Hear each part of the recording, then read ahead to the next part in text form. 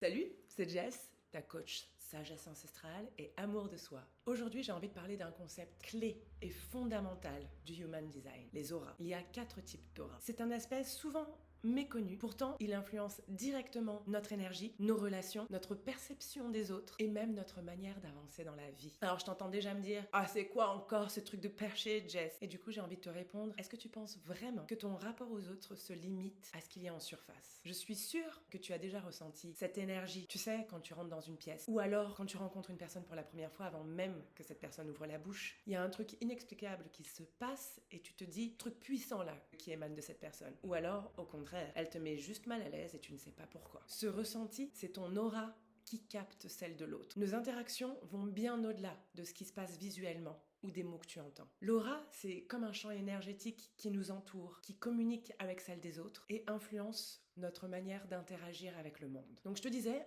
dans le Human Design, il y a 4 types d'aura. Les manifestors, les projectors, les générateurs et manigens et les réflecteurs. Chaque type d'aura a sa dynamique propre, une influence concrète et directe sur ta vie. Parce qu'elle conditionne des aspects fondamentaux, en fait, de toi. La façon dont ton énergie fonctionne, comment elle circule, comment elle se régénère, comment elle s'épuise, comment les autres te perçoivent, consciemment ou pas. Ton aura impacte aussi la manière dont tu vas recevoir les conditionnements extérieurs. Les gens, les situations, même les énergies vont influencer tes pensées et tes actions. Alors selon ton type énergétique, ton aura sera plus ou moins perméable, c'est-à-dire ouverte et réceptive aux énergies extérieures, ou protectrice, comme une bulle qui te garde à distance de l'influence des autres, ou absorbante, filtrante ou enveloppante. Concrètement, les générateurs et les projecteurs auront une aura plutôt ouverte et perméable, tandis que les réflecteurs et les manifestors auront plutôt une aura protectrice. En comprenant comment fonctionne ton aura, tu vas comprendre aussi qui tu es, comment tu interagis avec le monde et comment tu vas pouvoir mieux gérer tout ce qui t'entoure.